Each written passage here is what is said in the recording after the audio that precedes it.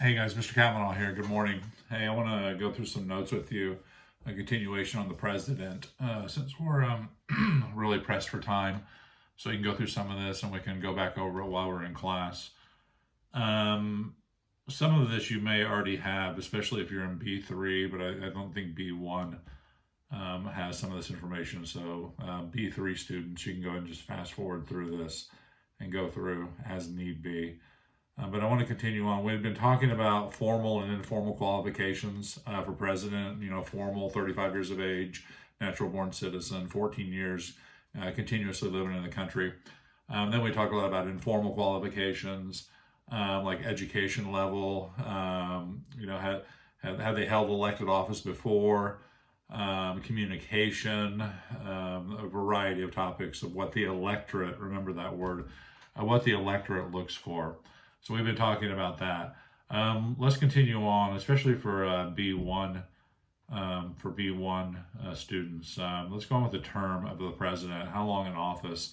Well, as you know, the president can serve 2 4-year terms. Actually, there's some leeway in there for possibly a 10 if a vice president takes over for a president who's left office. But we're not really going to go into that. But 2 4-year terms. That wasn't always the case. When George Washington took office, there was no term limits, but he just served 2 4-year terms. And so that became the precedent for presidents after him. It's amazing, Washington is ranked up there as one of the greatest presidents, 1, 2, or 3. It's usually between him, FDR, and Abraham Lincoln. The reason for Washington is because he's the first person to do this. Nobody's ever done something like this as a presidency before. So everything that Washington did was establishing a precedent for future presidents. Precedent versus president. Precedent, a guide for future presidents. He established the first cabinet. All of this. They didn't call for a cabinet, but he did all these new things. So Washington only served 2 4-year terms, and he was ready to get the heck out of Dodge.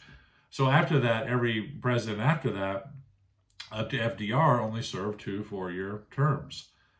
As you know, FDR, we've talked about this before, FDR was elected to 4 terms. He died within his 4th term, replaced by Harry Truman. So the longest term in office, FDR.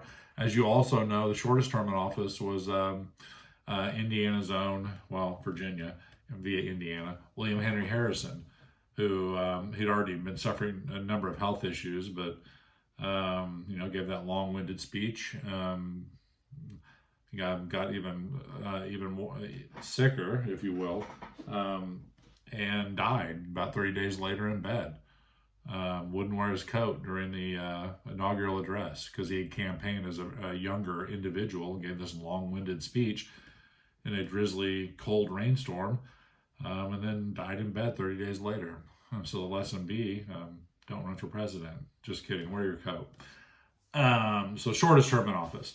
And then we get to FDR, 4 terms in office, and then after that they passed the 22nd Amendment. Remember that, 22nd Amendment, I believe it ratified 1951. I have to check that date again. It limits the president to 2 4-year terms. So the president is limited. The president is term limited. Members of Congress are not term limited. Here's a question for you, which we should discuss. Should the president be term limited? Should the president be limited to 2 4-year terms? Think about that. We'll come back to that later on. A new president's term begins on noon on January 20th, following the election in November. So we just had a November election last year, and President Biden took the oath of office on January 20th, at noon, January 20th, following the election in November. That's when a president's term begins, a new president's term. You need to remember this. The Constitution leaves elections up to the states. So the Constitution is the elections are up to the states in November. November elections. Each state is different on how they conduct their elections. But I want you to remember that elections are up to the states. and how they will set them up and how they will execute them. Remember that.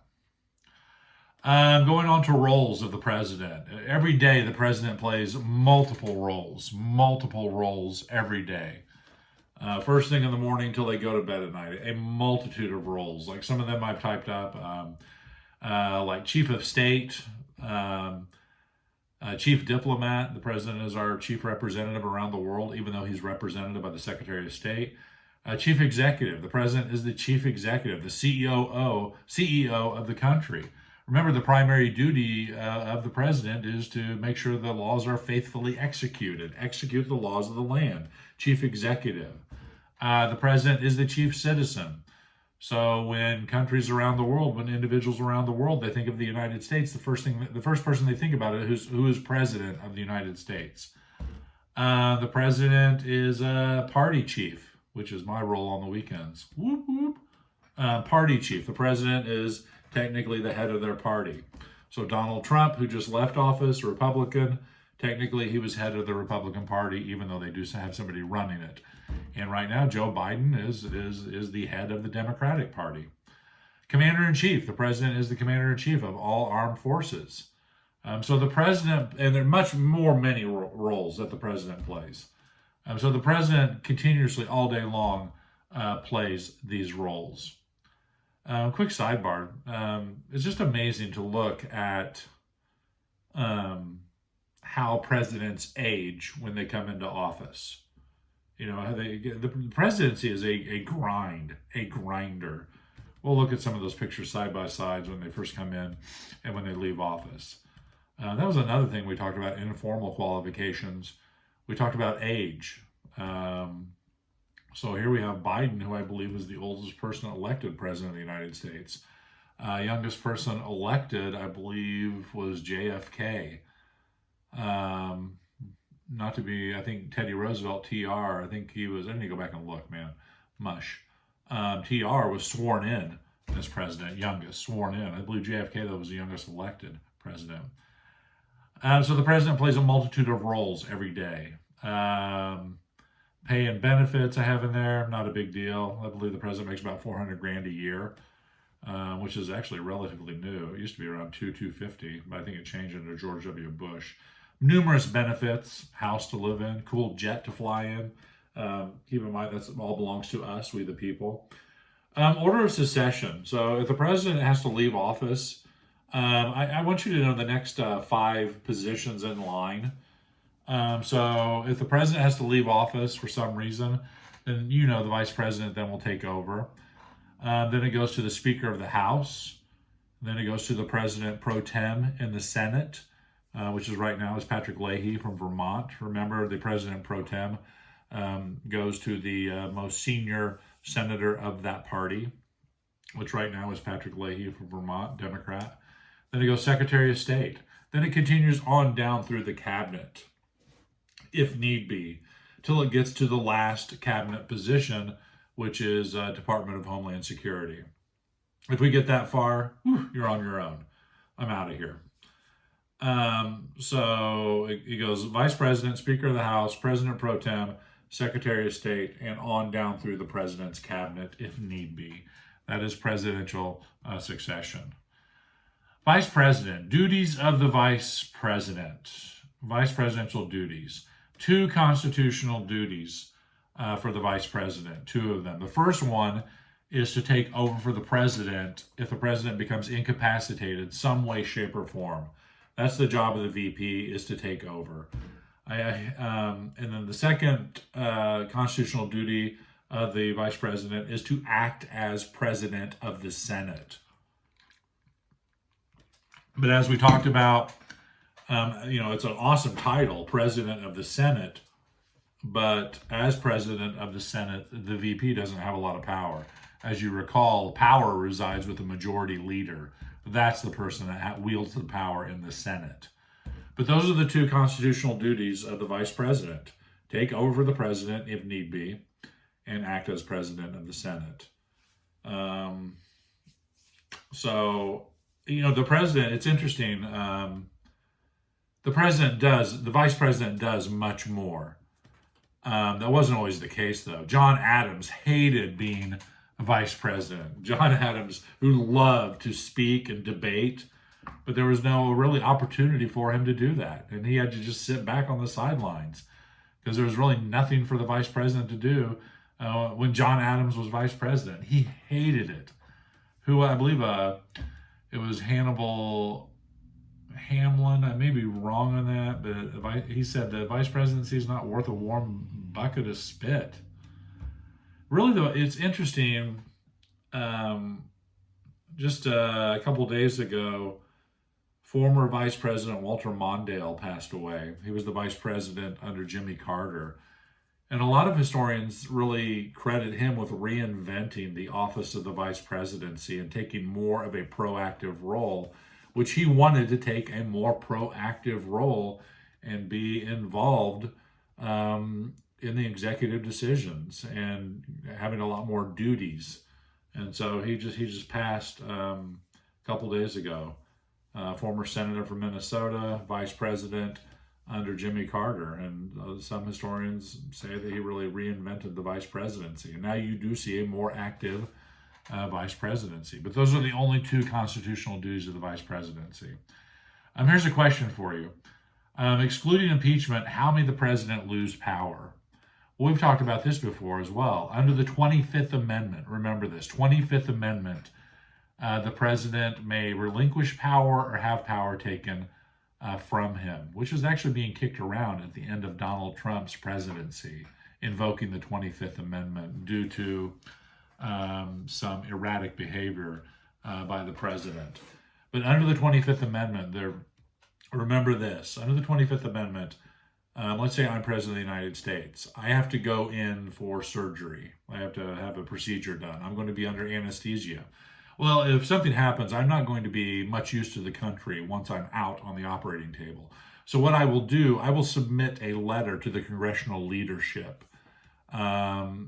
explaining to them the situation and transferring responsibility, constitutional duties to the vice president or the next person in line. Once I've gone through all my procedures, I've rehabbed, what have you, then I will submit a new letter to the congressional leadership resuming my constitutional duties as president. So that's the first part of the 25th Amendment I want to focus on. Then the second part is a president may be demonstrating erratic behavior. They may not be aware of it. Maybe it's early onset of Alzheimer's or dementia. The president can be removed from office by the vice president and the majority of the cabinet working in conjunction with congressional leadership, and then it'll go through a process of voting in Congress. But under the 25th Amendment, the president can be relieved from office by the vice president, majority of the cabinet, and working with Congress. And that's not impeachment. Remember, impeachment, you're possibly removed from office, high crimes and misdemeanors. This is not high crimes and misdemeanors. This could possibly be for health issues or erratic behavior or not fulfilling constitutional duties. 25th Amendment. Remember that. Let's move on to selection and electing the president. Here we're going to talk about the Electoral College. But selecting a candidate. The Constitution makes no provision or any provision for nominating presidential candidates. There are two campaigns for president, two campaigns every 4 years. You have the primaries, some states have caucuses, and the general election. Primaries, caucuses, selection of delegates, people who can caucus, and they express a preference among the various contenders for that party's presidential nomination. We just went through this last year, especially with the Democrats and Joe Biden. You had a laundry list of candidates. You had like 20 candidates, all vying to be the Democratic nominee to run against Donald Trump. And they go through this political combat during primaries and caucuses. We'll talk more about caucuses in class, but primaries are like mini elections. Each state has their own primary or caucus. Most have primaries. The first caucus is with Iowa. Then after that, you have the New Hampshire primaries. And you want to get out of the gate quickly It's amazing. Joe Biden, out of the gate, he stumbled tremendously out of the gate, and it looked like he was finished. But then he rallied in South Carolina, and then beyond that, and wow, then became the party's nominee. That was an amazing feat by him politically to become the Democratic nominee. So there are two campaigns for president. The first are the primaries and the caucuses. So primaries select delegates and express their preference among the various contenders in the party's presidential nomination. What else? The party's candidate is officially announced at their national convention. The national conventions used to select the candidates. You would have delegates from all over the country would meet in a large convention hall in major city X, and they would select the party's nominee right there. But now in modern times, it's a foregone conclusion, and the candidate really has already been selected by the time they get to the National Party Convention. The National Party Convention, it's really just a show to woo undecided voters. You see it on TV. They try to put on a good show. They have a list of speakers within the party, and then they have a keynote speaker.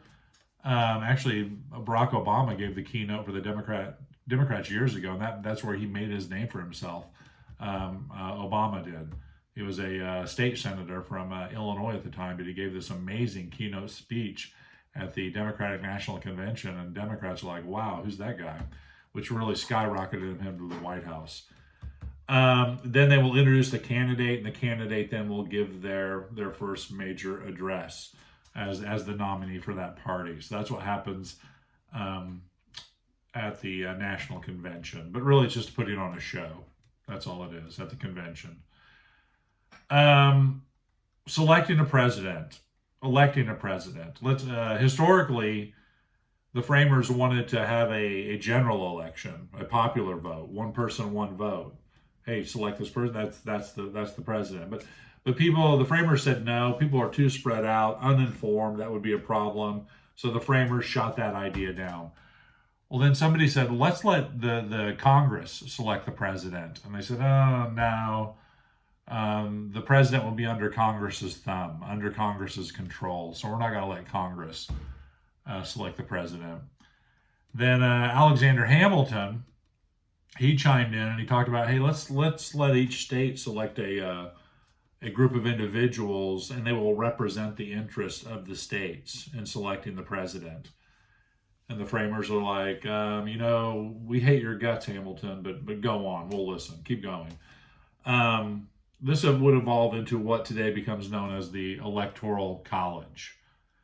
Electoral College. Pay very close attention to this. Each state has a number of electors.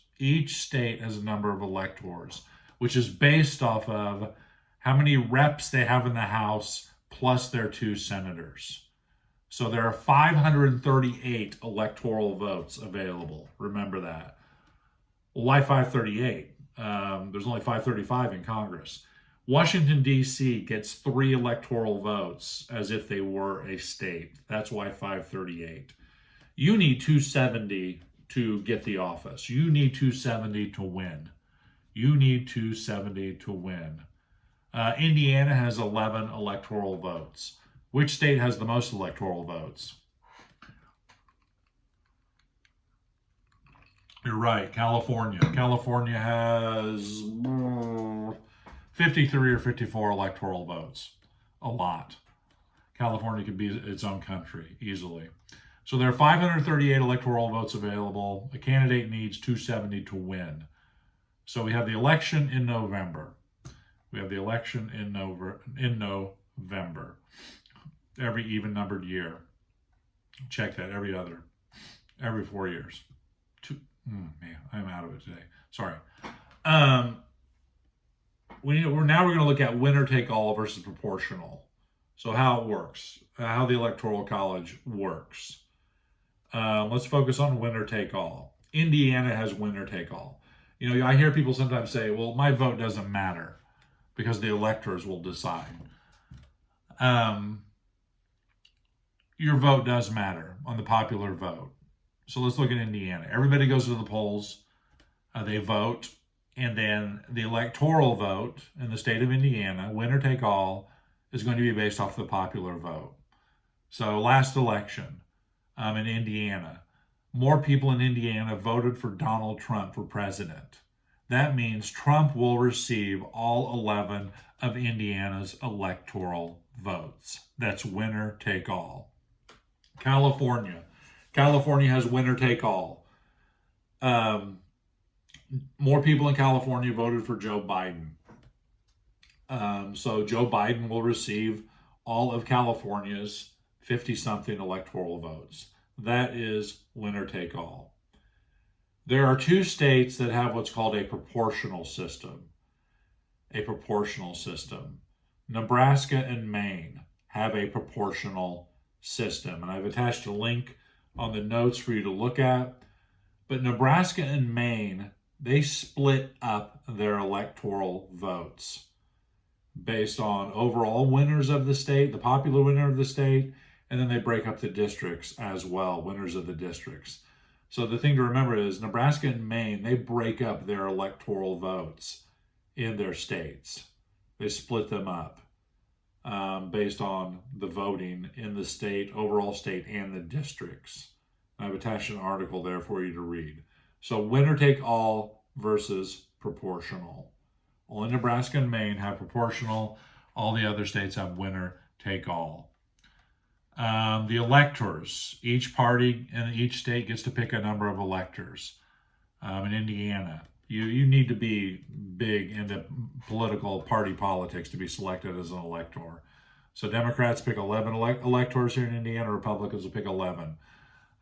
Since Donald Trump won Indiana last election, those 11 Republican electors, they will show up at the Indiana State House the first Monday after the second Wednesday in December. You don't need to remember that. It's in the notes. And the electors, they will meet in their respective states and they will cast an electoral vote, one for president and one for vice president. Then those votes will be sent to Washington, D.C. By certified mail to the U.S. Senate, where they will be counted on January 6th in a joint session of Congress by the President of the Senate. If you think hard, remember what happened last time this was done. Mike Pence leading the electoral vote count, and you know what happened on that day. A insurrection at the U.S. Capitol to stop the electoral count. Very shameful act in our nation's history. Quite embarrassing, actually, but that's another story. And don't get me started because I don't know how long my battery has on my phone. So then the electoral votes will be counted, confirming the presidency. In this case, it went well into the night, and the votes were officially counted, electing Joseph R. Biden as president of the United States.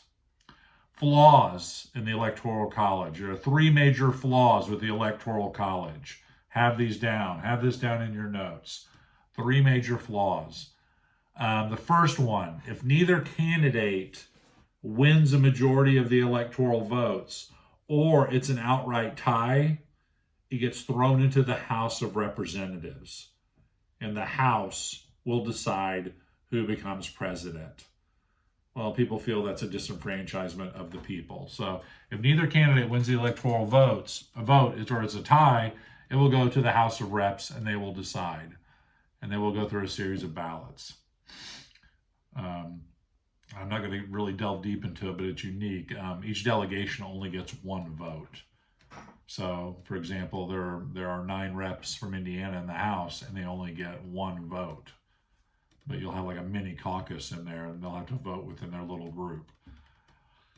Second flaw, a candidate can win the popular vote, yet lose the electoral vote.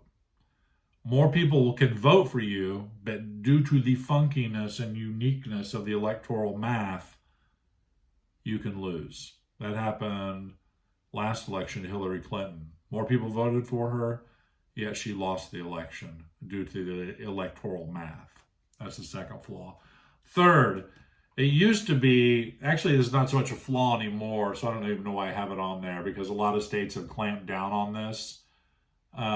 It used to be electors who showed up, who were designated electors and showed up at their state house to cast their electoral vote. They could switch their electoral vote. They could switch it.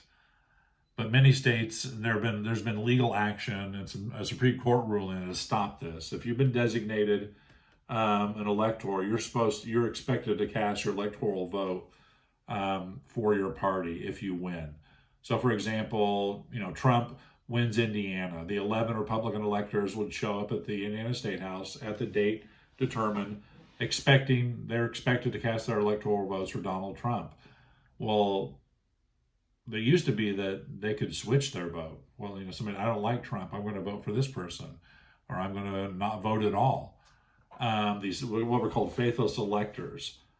But states have clamped down on them, and now you're expected, in a sense, by law, to cast your vote for your party.